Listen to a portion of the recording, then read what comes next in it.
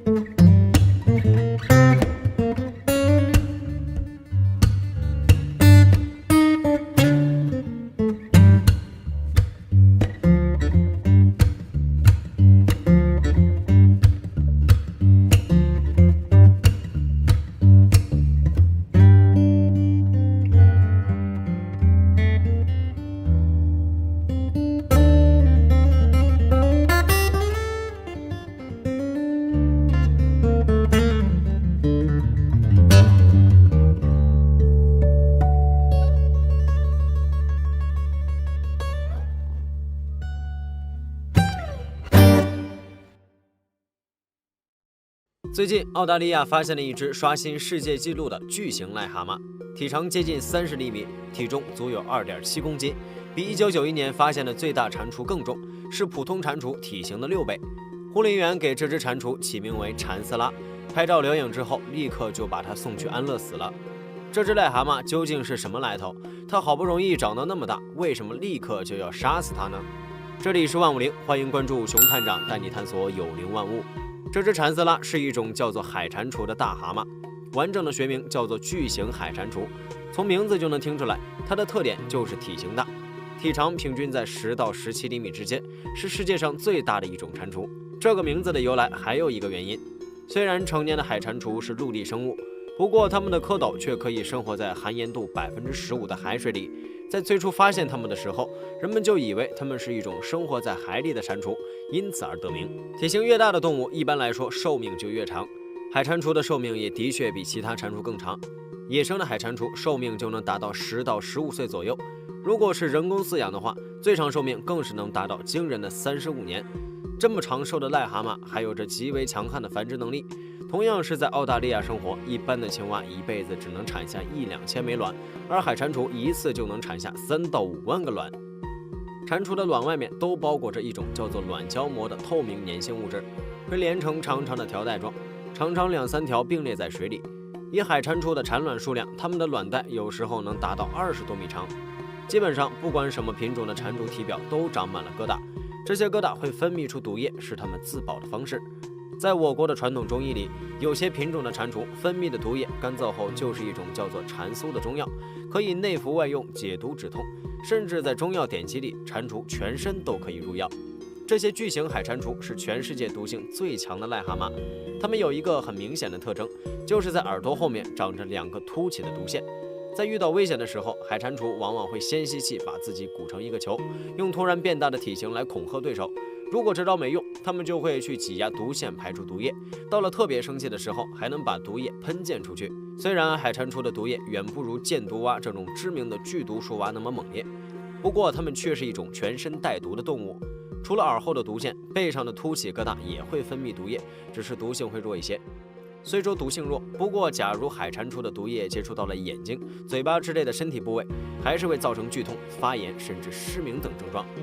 海蟾蜍毒液最严重的反应是引起心律失常，甚至心脏衰竭。如果摄入的毒液量比较大，就能导致死亡。随便一只成年的海蟾蜍体内全部毒液加起来，就足以威胁到一个成年人的生命。另外，海蟾蜍就连卵和小蝌蚪也是有毒的，虽然毒性不强，也能轻松杀死一些小型动物。世界上体型最大、毒性最强的巨型海蟾蜍，只用了几十年就占领了整个澳大利亚，让这里的狗染上毒瘾，成为当地最严重的生物灾害之一。他们是怎么做到的呢？从头开始说的话，那原因就要追溯到工业技术不发达的古代了。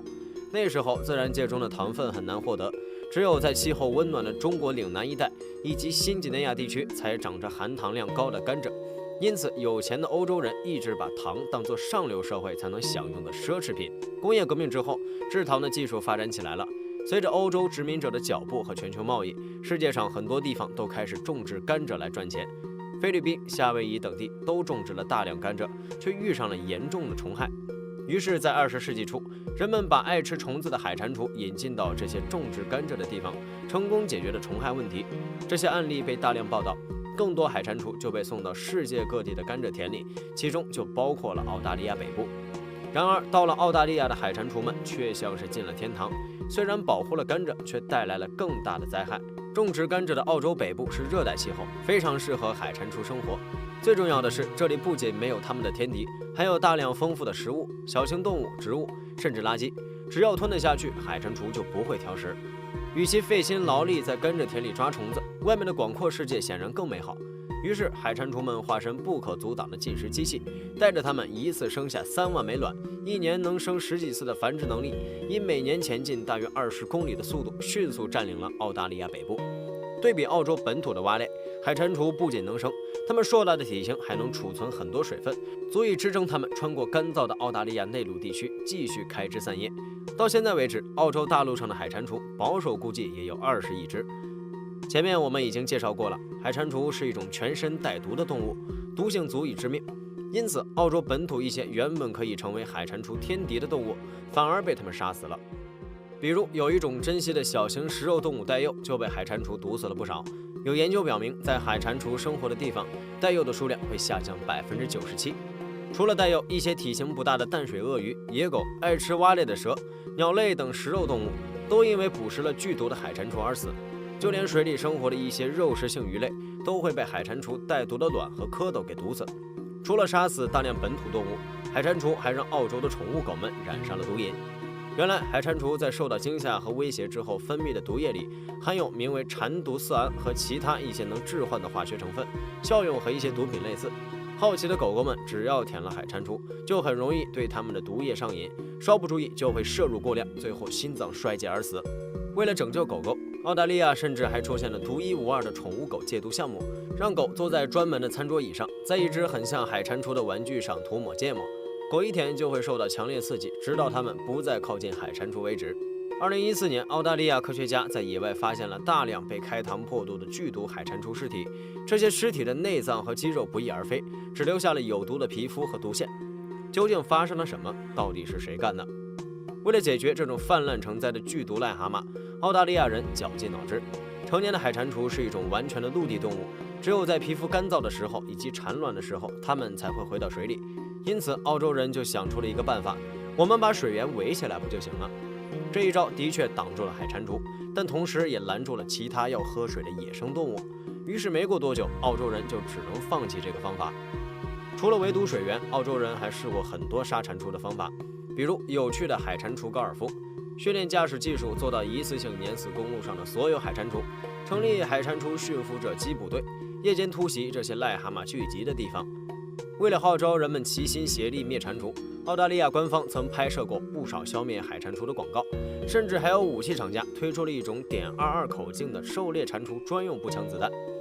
澳洲政府还会向民众征收捕捉到的海蟾蜍，把它们安乐死之后做成肥料，又或者推出用蛤蟆皮做成的工艺品，试图形成一个以海蟾蜍为中心的产业链。不过，就算不提海蟾蜍皮做的工艺品有多么一言难尽，光靠人们一只只的捕杀，实在是无法跟上这些癞蛤蟆的繁殖速度。甚至于，早在2007年，澳洲就有动物学家建议出动军队来治理快速扩张的海蟾蜍。除了这些普通人都能做到的事，科学家们也在努力研究，希望能找到一种只会感染海蟾蜍的病毒、细菌或者寄生虫，就像曾经用特殊病毒杀死泛滥的野兔一样，来解决这些大蛤蟆。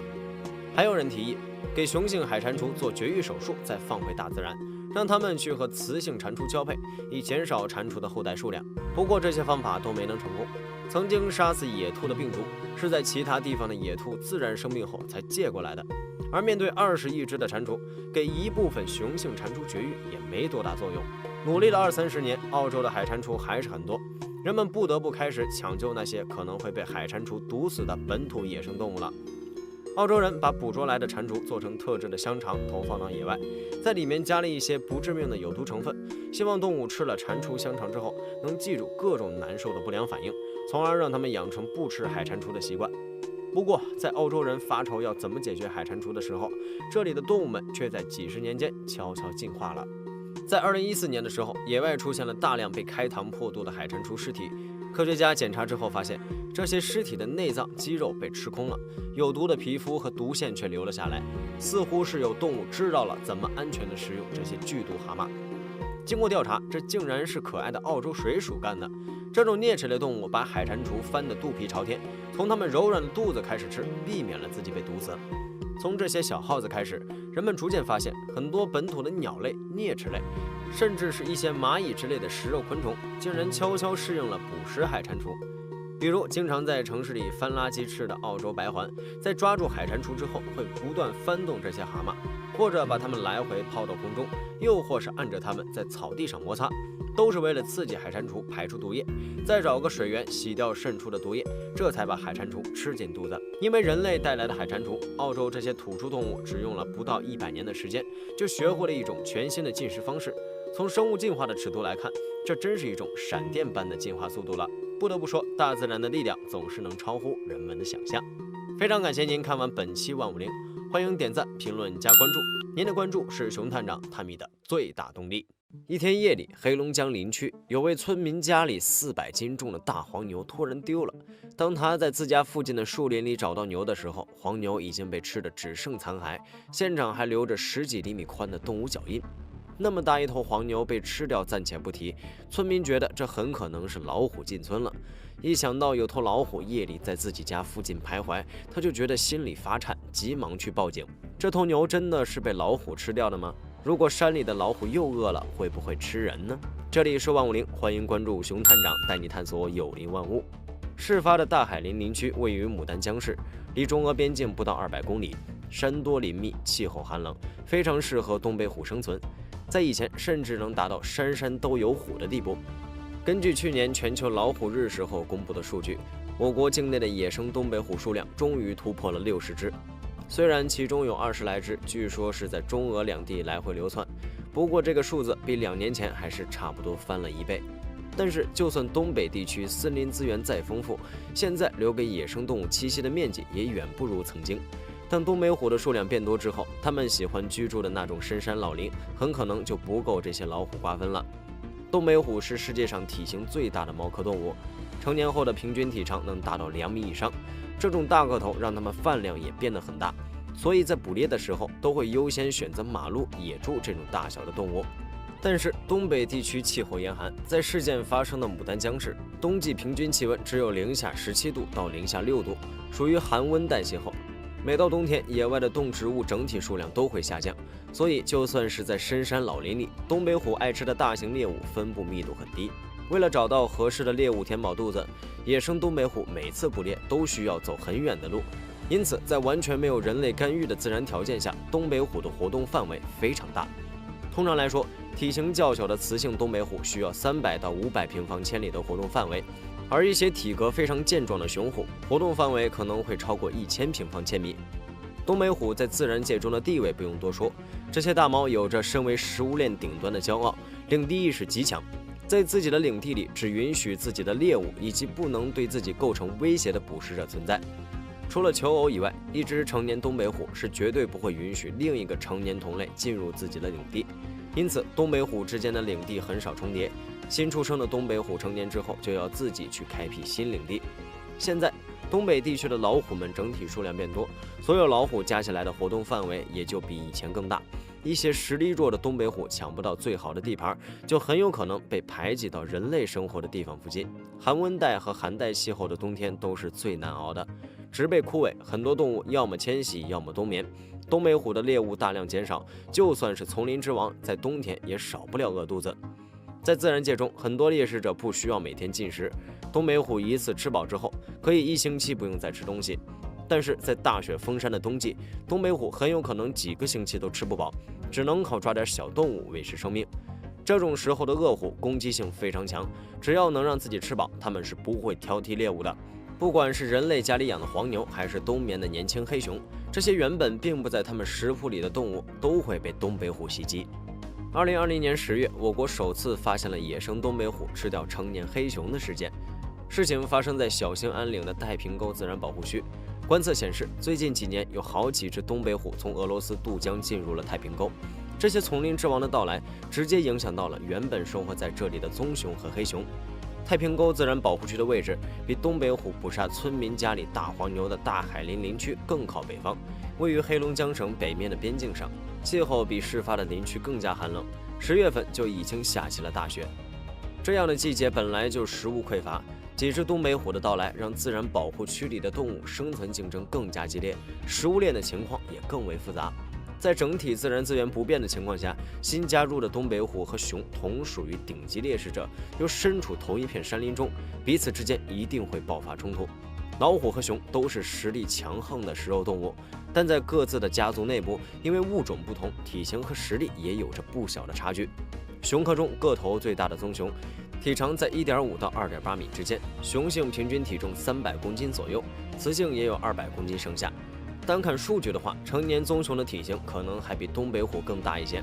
不过猫科动物的动作更灵活，这两种动物打起来的话，谁赢谁输还真不好说。但是在太平沟里被老虎吃掉的熊是一头黑熊，黑熊的平均体长只有1.1米到1.8米，体重更是比东北虎要轻不少。排除一些极端情况，整体实力水平完全不在同一个重量级。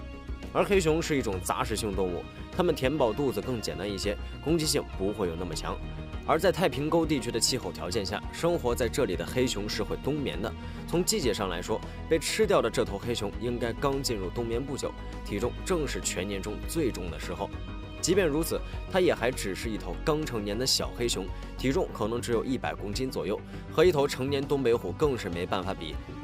而东北虎不会冬眠，这个季节的太平沟已经开始有了大雪封山的前兆。平时它们爱吃的猎物往往会向南方移动，猎物少了，饿肚子的东北虎攻击性就会比平时更强。人们发现这件事的机会也很巧合。当天，自然保护区的工作人员在进行着猫科动物专项研究，先在道路上发现了老虎的脚印，顺着脚印就找到了小黑熊的尸体。这头小黑熊在自然保护区里还是很有名的，因为它比别的同类更加聪明。之前它非常配合地钻进铁丝网里，站起来去抓科考人员挂起来的肉，露出了胸前唯一一块白色花纹，让科考人员以这块白毛为标志，成功识别了它的身份。据工作人员说，当时小黑熊的腹部和颈前部都被吃掉了，肉还冒着热气，但他们并没有发现老虎的踪影，以为它是吃饱之后走了。然而第二天，工作人员要继续跟踪东北虎足迹的时候，发现在他们昨天下山的足迹后面，赫然跟着一串老虎的脚印。再想想昨天发现小黑熊的时候，肉还在冒着热气，就算是常年在这片山林中活动的工作人员，也不由感到胆战心惊。在人们观察黑熊尸体的时候，那头东北虎很可能提前发现了人类的动静而离开，但就藏在附近。工作人员都觉得后怕，如果昨天他们同行的人少，那在下山的时候，东北虎会不会突然暴起攻击人，就真的不好说了。一头野生东北虎在夜里悄悄咬死了村民家的黄牛，还把400斤重的牛拖到附近树林里吃了个精光。这样的事在东北真不算罕见。既然能跑到村里捕食家畜，那要是东北虎真的饿极了，会不会袭击人类呢？在了解野生动物的习性之后，就会发现这个问题的关键其实并不复杂，主要就是取决于老虎饿不饿，以及人类会不会独自遇上老虎。根据2007年一次老虎在村庄附近捕食家畜的报道来看，那时老虎吃掉家畜的事情时有发生。记者采访的一位老猎人指出了东北虎为何会下山的原因。当年山上偷猎的人太多，野猪、狍子、马鹿等动物原本是东北虎最主要的猎物，却被山上大量的铁丝套等陷阱捕杀。再加上当年正好下过2场很大的雪，东北虎在山上更难找到猎物，饿极了就跑到村庄附近捕食家畜。当一头恶虎准备捕食的时候，如果恰好遇上1、2个落单的人，就算他对人类再怎么陌生，只要他觉得应该能捕食成功，很可能就会袭击人类。毕竟野生动物没有道德和法律的概念，只有活下去才是最重要的事。但人类和动物不同，虎可以吃人，人伤虎却要担上责任，这听起来似乎并不公平。那为什么还要这样大力保护会伤人的东北虎呢？最重要的原因是，自然界的食物链是环环相扣的，一旦野生东北虎灭绝，很可能会带来更大的损失。食物链简单来说就是大鱼吃小鱼，小鱼吃虾米，最低级是微生物，往上是植物、昆虫，然后是以植物为食的草食动物，还有以昆虫为食的小型动物。按照这个规律，除了人类以外，食物链最上层就是豺狼虎豹这些顶级猎食者。假如一个地方的食物链缺了一环，那对于这个区域的自然环境来说，都有可能会是毁灭性的打击。东北虎也是其中不可或缺的一部分。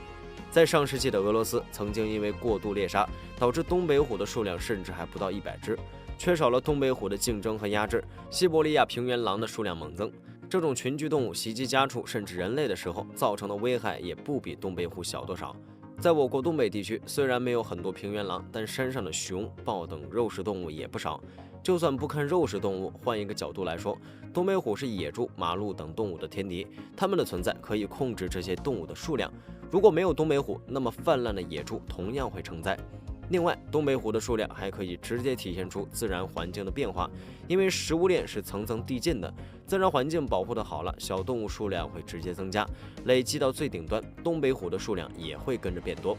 但是，东北虎给普通人带来的危害也显而易见。对于普通人家来说，一头牛的损失可不小，如果无法得到补偿，那很可能会催生出报复性猎杀，这对于人和虎来说都不是好事。这种情况国家当然有考虑到，所以经过一次次修订的野生动物保护法里，现在就有了明确的规定。当国家规定的野生保护动物给人们造成了人身安全和财产上的损失之后，可以上报当地的有关部门，由当地人民政府来赔偿损失。像前几天黑龙江的这位村民，当家里的400斤黄牛被东北虎吃掉，他报警之后，当地林业局和警察一起来了。只要经过实地调查核实，确定这头牛是这家人养的，也是真的被东北虎吃掉，那就可以去申请赔偿。非常感谢您看完本期万物灵，欢迎点赞、评论、加关注。您的关注是熊探长探秘的最大动力。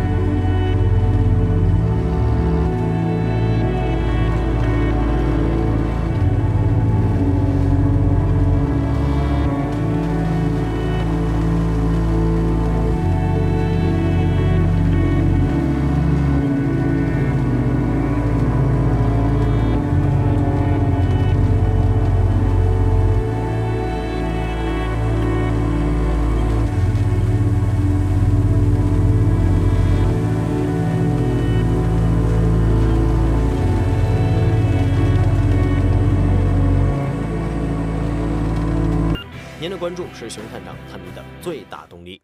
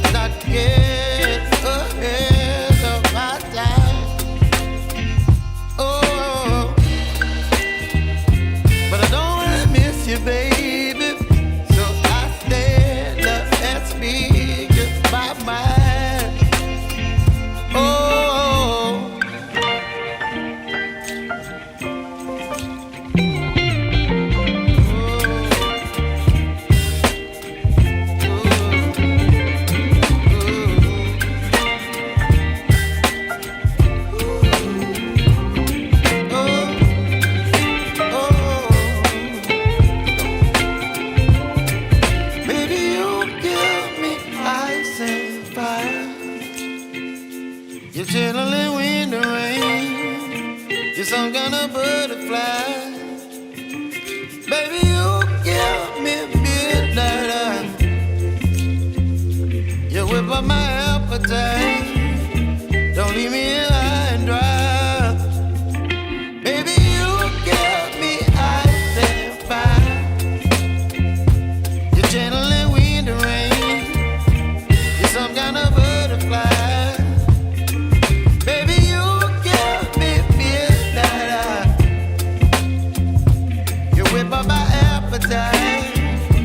Don't leave me here high and dry. Oh,